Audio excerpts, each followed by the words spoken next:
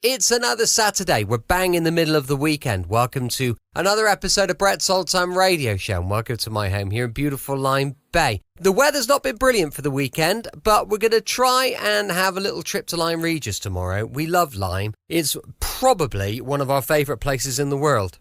So we're going to pop over and maybe just have a little bit of fish and chips or something, and we're going to pick up some pasties as well. They just got some fabulous bakeries in Lyme, so we're going to pop over, just get a few bits and pieces, a couple of Scotch eggs maybe. So, I'm looking forward to that already. Thank you for joining me once again for our regular late night visit to those dusty studio archives of old-time radio shows right here at my home on the south coast of the United Kingdom. I'm Brett. I'm your host for our Nighttime podcast. Welcome to another episode. I've got Facebook, Instagram and YouTube. They're all called Brett's Old-Time Radio Show. If you could give us a little follow, that would be brilliant. Also, we've got a supporter page at patreon.com/Brett's Old-Time Radio Show. Time now for some mystery and some adventure with insurance investigator Johnny Dollar. It's an episode first broadcast on the 18th of November 1950. It's called the Nora Falkner Matter. From Hollywood, it's time now for Edmund O'Brien as... Johnny Dollar. Jim Morris, Johnny. You working on a case? Founded Kentucky, yes, but not insurance. Good. Will you go out to the West Coast for us? Maybe. What is it? Murder, marine theft, arson, or something new? It's nothing yet. Our manager in Los Angeles phoned this morning. A woman out there wants to buy a $200,000 policy on her life. Well? Oh, it's not that we don't want the business, but the sales agent doesn't want to take the responsibility of a deal that size. He thinks she's holding something back. We've decided to investigate. How old is she? I don't know. Why? Well, I thought I'd ask. There's one kind of woman to investigate, you know, and then there's another. When do you want me to leave?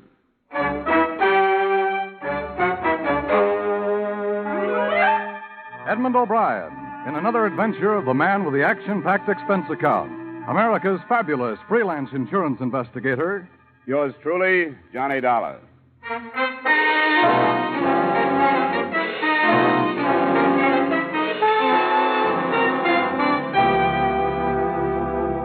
Expense account submitted by Special Investigator Johnny Dollar to Home Office, Great Eastern Life Insurance Company, Hartford, Connecticut. The following is an accounting of expenditures during my investigation of the Nora Falkner matter. Expense account item 1, $220 airfare and incidentals between Hartford and the Great East Building, Miracle Mile, Wilshire Boulevard, Los Angeles. The only apparent miracle was the fact that pedestrians crossed Wilshire constantly without getting killed. Mr.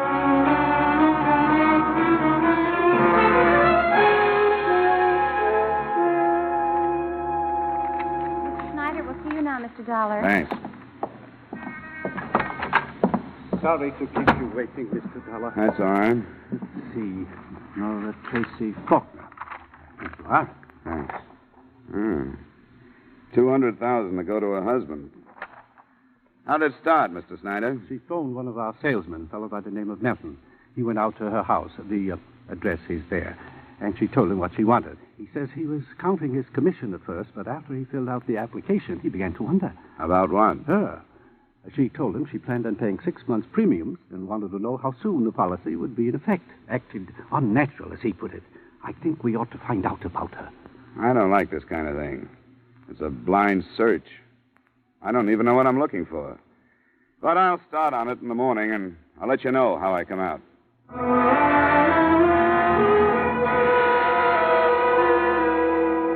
Expense account item 2, $3 cab fare. The usual way to start an investigation of this type is with the subject's neighbors. From the male faction, I learned that Nora Falkner was beautiful and obviously above reproach. The female faction reversed that decision and reported that she lived with her husband and his mother, but hadn't been seen for the past few days. Realizing that mothers-in-law are fair sources of information, I put her next on my list. Mrs. Falkner, the elder, sported short, iron gray hair, and her face told the story of an endless battle to hang on to youth. Come into the drawing room, Mr. Dollar. I think we could be comfortable there. Thank you. I'll close the doors. You could see by the way that maid was eyeing you that she's an incurable pariah. I didn't notice. She's impossible. Well, what did you find out? Who is she seeing in Las Vegas? I beg your pardon? Nora, what did you learn? I'm her mother-in-law. Oh, yes, I know that, but maybe you have me confused with someone else. You want the detective? The maid announced you as an investigator. I'm an insurance investigator, Mrs. Falkner. Well, then, you're not from that agency. Oh, well, this is embarrassing, to say the least. I hope you won't mention it to anyone. Well, it's none of my business. It's really nothing. It's a little game I play with Nora. Then I tease her about her little trips. Please sit down, Mr. Dollar. Of course. I feel so foolish, but my daughter-in-law was mentioned when you came in, wasn't she? Yes, I did want to talk to you about her.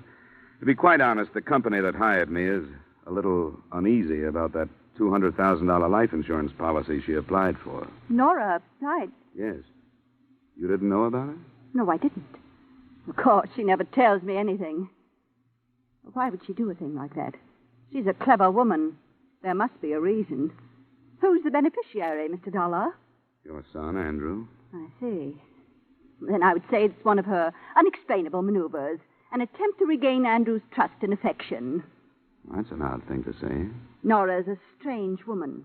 I know her better than anyone else does. Yes, better by far than my son, her husband. I understand how she rushed him into marriage while he was in a highly emotional state after he'd been inducted into the army. He was just 19. That was in 1942. I know the gay life she led while he was living in foxholes overseas and while he was convalescing here after the war. Mrs. Faulkner, I realize that all these things seem very important to you, but... Mother, Oh, I'm sorry. I didn't know you had company. Come along, Andrew. You were told that I had company, and you know it. This is Mr. Dollar, Andrew, from an insurance company. How do you do? Mr. Faulkner? Andrew, why do you keep things from me? What do you mean? Mr. Dollar is from an insurance company. Surely you know what I mean. No, I don't. Nora's new insurance policy. Why don't you explain what you're talking about, Mother? Nora applied for a $200,000 life insurance policy. You are to be the beneficiary. Didn't she tell you? She hasn't said anything about it yet. Of course she hasn't. There are a number of things she hasn't told you. I warned you before. Mother? Now, don't be angry with me, Andrew. Then please leave. As you wish, Andrew. You know that everything I do is or say is for you. Then leave. All right. Please control your temper. I'm sorry about this, Mr. Faulkner. So am I. Is it true about the policy? About the application, yes. I don't understand it. I don't understand Nora. I never know what she's thinking. I blame it on Mother, her prying and suspicion. I blame it on that Star woman. Who? Nora doesn't think for herself anymore. She doesn't do anything or go anyplace unless this dame tells her to. Who's this? Oh, a spook, psychic, Madame Star. That's where this insurance idea came from. For a price, she'll tell you if Nora's a good risk or not. Where can I find her? Out toward Inglewood someplace. She runs a classified ad in all the evening papers. Thanks. I'm sorry to have caused you this. I really am. Oh, well, it's not your fault. Whose fault is it? Maybe everybody's.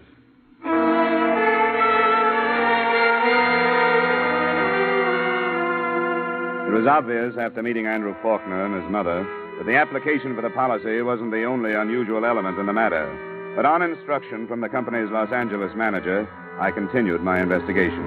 Expense account item 3, $450, transportation to the address of Madame Star, a one-story frame house with heavily draped windows and a sign outside that advertised advice.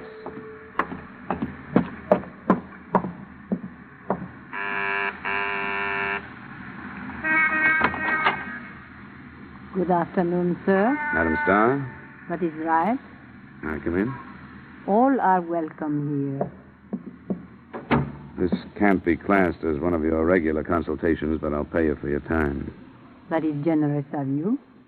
What advice do you wish? I'd like to know why Nora Falkner was so anxious to buy a big policy on her life. Who are you? You mean you don't know? I claim no powers as medium. I'm not psychic. I only offer advice. Some of those who listen are helped. What advice do you want? I told you. Nora Falkner has been coming here? She has. She's in great need of advice. More intelligent advice than I could give, perhaps. But I try to help her. By telling her to buy insurance? Nora Faulkner's life these last few years has been lived under severe mental strain. I advised a search for inner truth, among other things. Yeah. What about the insurance policy? Her mental torment resulted in physical failings. I advised tonics, vitamins. Why are you evading the insurance? She wanted a more tangible protection of her life. Protection? She felt it in danger. Why? I have said enough. She's in Las Vegas, I understand. Where's she staying? You go there? I don't seem to be able to get anything but double talk here. Everybody has a reason for caution. There is Flamingo Hotel. She's there. How much do I owe you? Nothing. I've given you no advice. What I would advise, I have no right to say. Good afternoon, sir. Well, I suppose you have to be mysterious. Good afternoon, sir.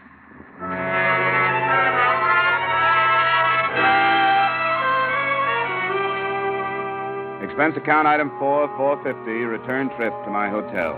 Item 5, $370, cab fare to an airport in Burbank. And item 6, $19.90, round trip to Las Vegas by way of Western Airlines excursion coach.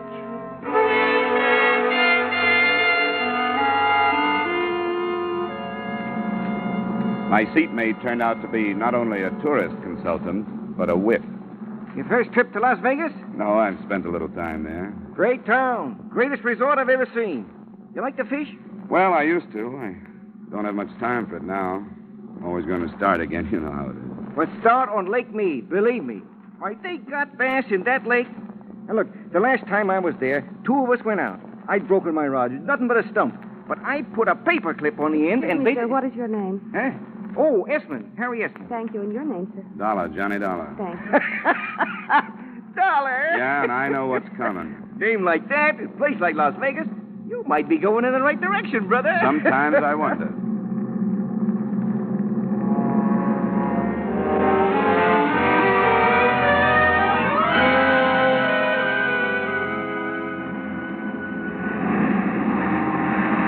Except for Mr. Harry Esmond, it was a smooth trip.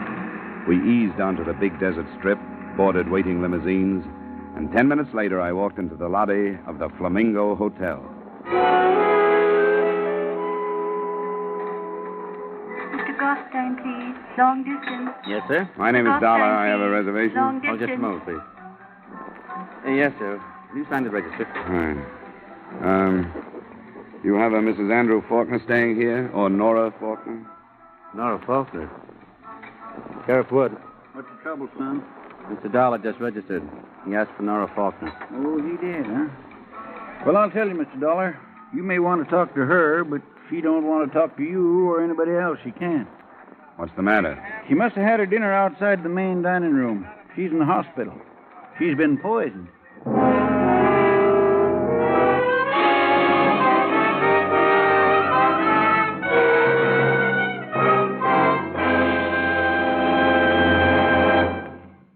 Return you to the second act of yours truly, Johnny Dollar, in just a moment. But first, the show that dares to name names, dates, places, and the crimes involved. That's Gangbusters, which you hear every Saturday night on most of these same stations. Gangbusters has been hailed nationwide as a great anti-crime series, where the men who tell you how to smash crime are police chiefs, sheriffs, and other law enforcement officers from America's cities and towns. Each Saturday, Gangbusters brings you a new case taken from police files, showing you how a criminal was brought to justice. Often, the police officer who headed the chase narrates the story. Be listening for Gangbusters this evening and every Saturday evening on CBS, The Star's Address. Now, with our star, Edmund O'Brien, we return you to the second act of yours truly, Johnny Dollar.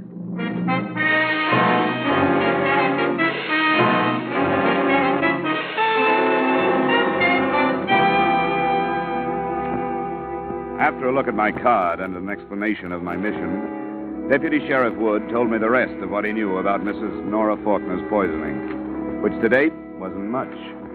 There was no proof of how she'd gotten the poison dose, and the last time he'd seen her, she'd been too ill to talk. She was under her care of a personal physician who had accompanied her from Los Angeles. By the time he had finished, we were at the emergency hospital and approaching her room. I went through the usual rigmarole of notifying next of kin. Her husband wasn't in, but somebody said she was his mother and then fainted on the phone. She would. I expect her to be flying in here on her own wings any minute now.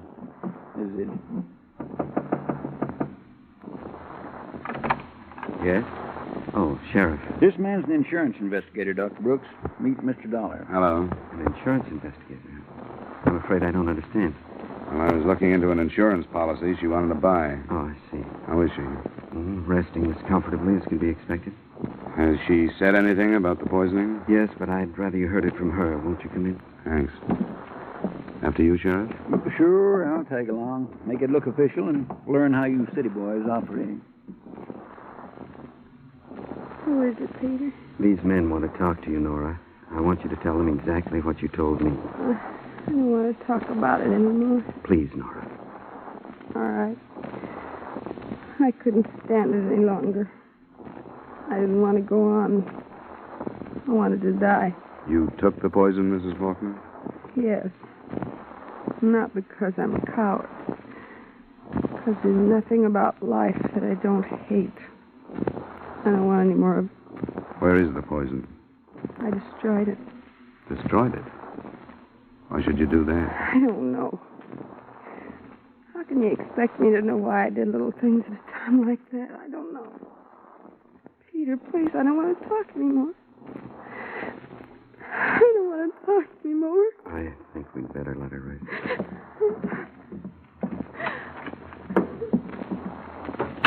I'm not sure her story rings true. How well do you know her, Doctor? Quite well, Mr. Dollar. She's been my patient for over 2 years. Her life's been very unhappy. You find it hard to believe that the poison was self-administered? Yes, I do. Why would she lie to protect someone who attempted to kill her? I don't know, but suicides don't do things like destroy poison. Or take it when the no room service is on the way up to the room with the meal.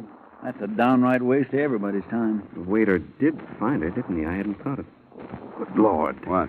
The vitamin tonic she was taking. The dose included one before her evening meal. Tablet form, or is it liquid? It's a liquid Hadacol. And the poison could have gotten to her that way. Where is it? Back at the hotel in her room. Do you want it? I think it should be analyzed. I can get it up to the lab in Carson City tonight by plane. All right. I'll show it to you.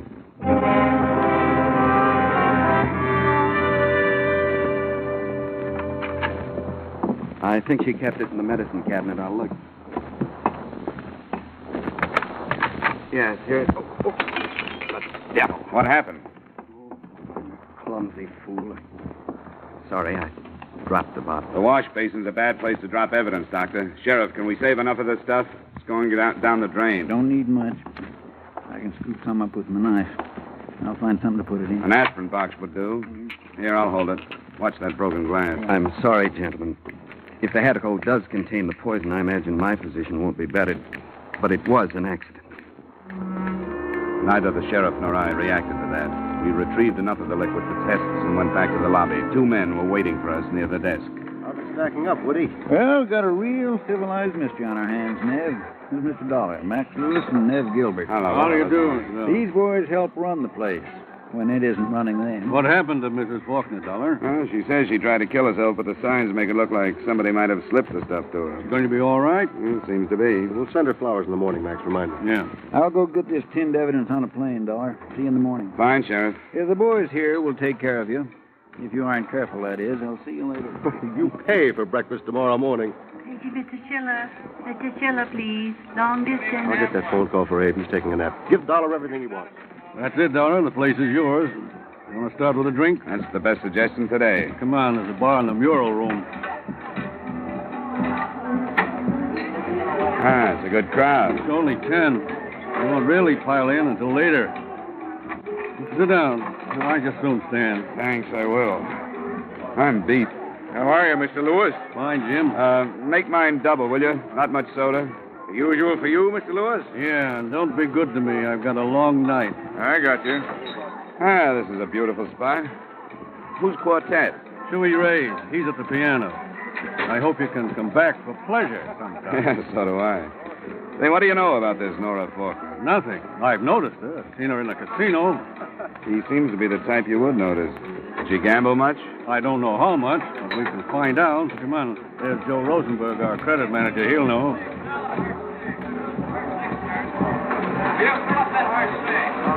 Hi, Max. This is Mr. Dollar, Joe. He's here looking into this Nora Falkner business. He wants to know how much she gambled. Oh, sure. I looked at the card right after I heard what happened. She signed to get a $500 check cashed, so that's all she got. What do you mean, sign for it, Joe? That's our deal here. You put down what you think you're going to need, and that's all you can get. We don't want our customers getting hurt. Take you, for example. Keep them in cold, sober, and cash a check for $200. Then, a few hours later, with a flock under your belt and the $200 gone, you come back to me and say you got to have another $200 because you're going to break the joint.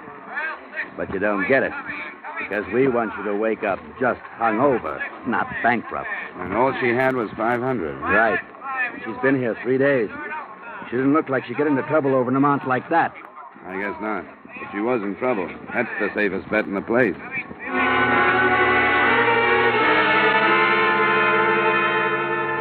It began to look as though I was in the wrong place to find a motive for attempted murder. I talked to a dealer who remembered her, a bartender, and a couple of waitresses who linked her with Dr. Brooks, but none of their statements led to anything. And then, a little past midnight, Andrew Falkner and his mother arrived. I met them just inside the main entrance. Mr. Dollar, I didn't expect to find you here. The insurance company wanted me to follow it through. What has happened, Mr. Dollar? Your wife will recover. Oh, but they told me on the She phone. was discovered in time, and they got her to a hospital. Oh, I'm so relieved. We haven't been friendly, but when they called, I can't tell you how shocked I was. You've seen her? Yes, I've seen her, but you won't be able to until morning. What did she say? How does she explain this? She said she hated life and didn't want any more of it. I see. I suppose she mentioned me. Well, she didn't mention anybody. Not even her doctor? He was with her. Yes, I should imagine he would be. Well, I am relieved. Scandal and difficult decisions to come, notwithstanding. What is your room number, Andrew, dear? 302. And I'm in 117. In case you need us for anything, Mr. Dollar. I don't think I will, Mrs. Faulkner. I'll probably see you in the morning, and I hope you have a good rest.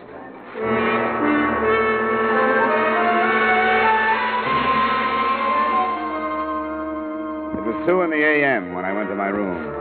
In spite of a number of rye and sodas and an exhausting day, I took a shower and some deep inhalations of desert air before I began to unbend. I propped myself up in bed with a magazine and was almost asleep when my phone rang. Johnny Dollar. The long arm of justice, Dollar. Oh, yeah, Sheriff. I'm back at the hospital. There's been more trouble. The Falkner girl's been shot. Shot? Is she alive? Not quite half alive, I'd say. They're trying to bring her around now. I'll see if we can get a statement. I want you to come over. Sure, I'll be right there.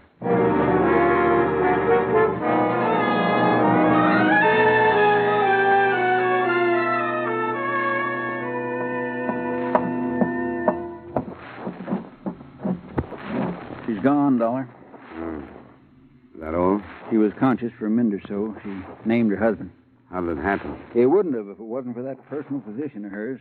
He'd been in the hospital room tonight. The light was on. He went out to get some coffee, he says, and the husband came in. Where's Dr. Brooks now? In her room. Might as well hear what he has to say. Falkner went through the window there, getting out. Bad night, Doctor. Yes, a bad night. Sheriff would tell you. I want for him to hear it from you. He wants the insurance angle. All I want's to kill him. Well, he'd threatened to kill her and said nobody'd suspect him because he loved her. And she wanted insurance to set up a motive. She hoped to frighten him, to make him think that people would suspect that he killed her for that. Why didn't you tell us these things? I didn't know.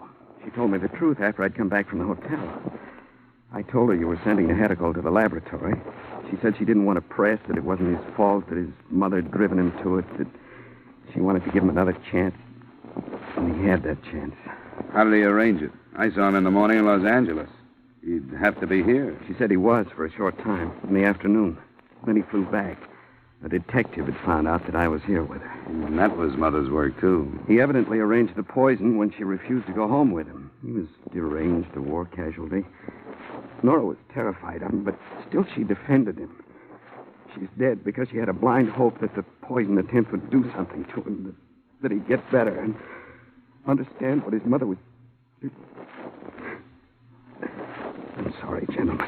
Yeah, you should be, Doc. If you'd phoned us when you got her story, she wouldn't be dead. But I didn't know. I've had enough, Sheriff. I didn't know he'd come back. I'm going back to the hotel. I've got the airport covered. I'll call out some more men. We'll pick him up. Why don't you meet me in my office in 20 minutes?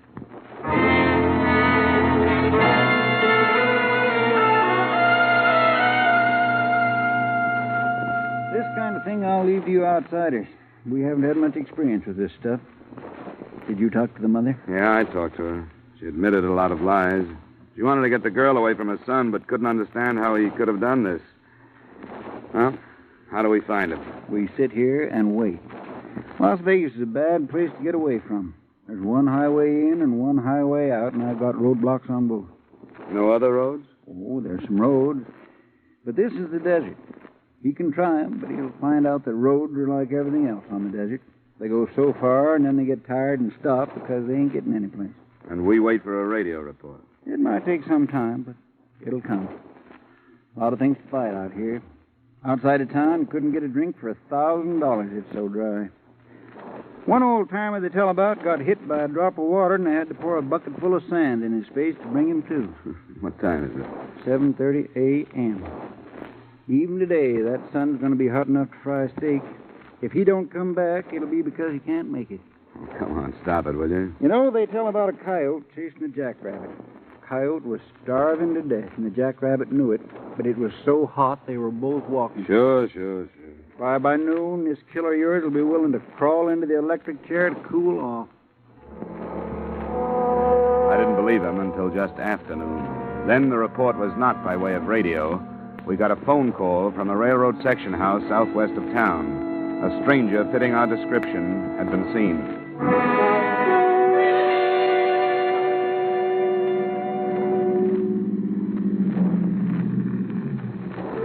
Hello, Sheriff. Hi, Ben. Where is this thing you talk about? Well, my kids sneaked up on him. They tell me he went into a drain culvert under the tracks a mile down. You want to help? No, thanks. They say he's got a gun.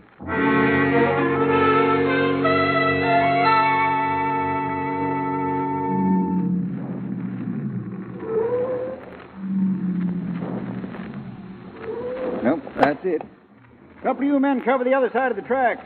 Okay, ready. Now, that first wash feeds into the culvert. We'll stay next to the embankment.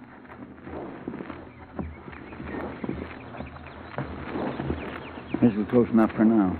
You give him a yell. He may remember you. I'm trying. Falkner, this is Dollar. Come on out, Falkner. He's off his nut, Sheriff. I don't think he's coming out. Yeah, well, you keep yelling. I'm going to move over there where I can get a sight into that pipe. Maybe that'll change his mind. Falkner, come on out. There are men on each side of the tracks. There's no place for you to go.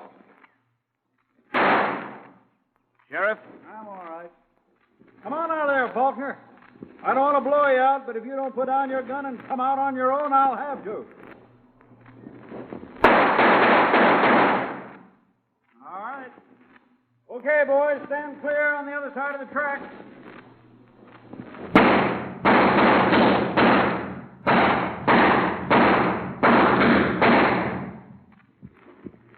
Falkner? You don't expect an answer, do you, Sheriff? No, guess not. Poor cuss. Who carried his life insurance, you know?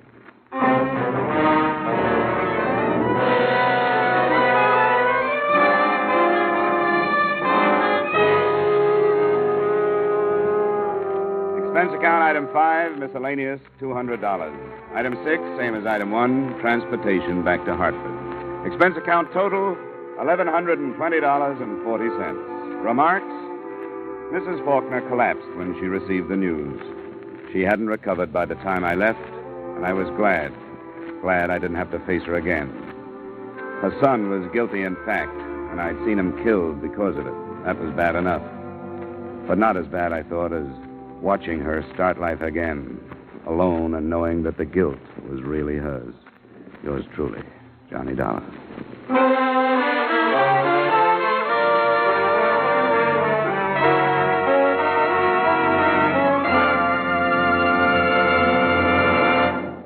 Yours truly, Johnny Dollar, stars Edmund O'Brien in the title role and is written by Gil Dowd with music by Wilbur Hatch. Edmund O'Brien's latest picture is the Paramount Pictures production Warpath. Featured in tonight's cast were Parley Baer, Jeanette Nolan, Herb Butterfield, Lee Patrick, John Daner, Tim Graham, Virginia Gregg, Wilms Herbert, Victor Perrin, and Clayton Post. Yours truly, Johnny Dollar, is produced and directed by Jaime Del Valle. This is Dan Cubberly inviting you to join us next week at this time when we will again bring you Edmund O'Brien as Yours truly, Johnny Dollar.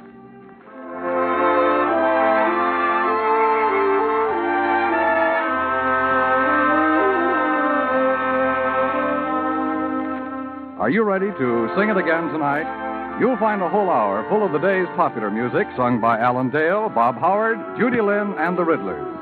The Phantom Voice is a puzzler, but some CBS listener will win $5,000 in cash. Now stay tuned for Von Monroe's Caravan, which follows immediately on most of these same CBS stations.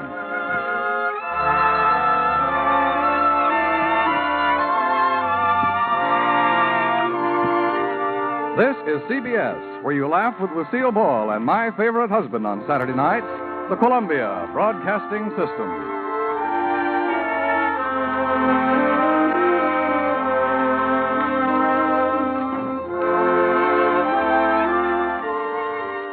Welcome back. I hope you enjoyed our latest adventure with Johnny Dollar. And, of course, we'll be back with more Sunday night adventure with the Man Called X going live at 5 p.m. GMT. As I mentioned earlier, we've got a supporter page, patreon.com/Brett's Old Time Radio Show. And if you get a minute, if you'd share our little show across your social media, it would be much appreciated. Thanks for listening. I'll be with you 7 days a week, each and every week, and I'll see you tomorrow on Brett's Old Time Radio Show. Love you. Bye.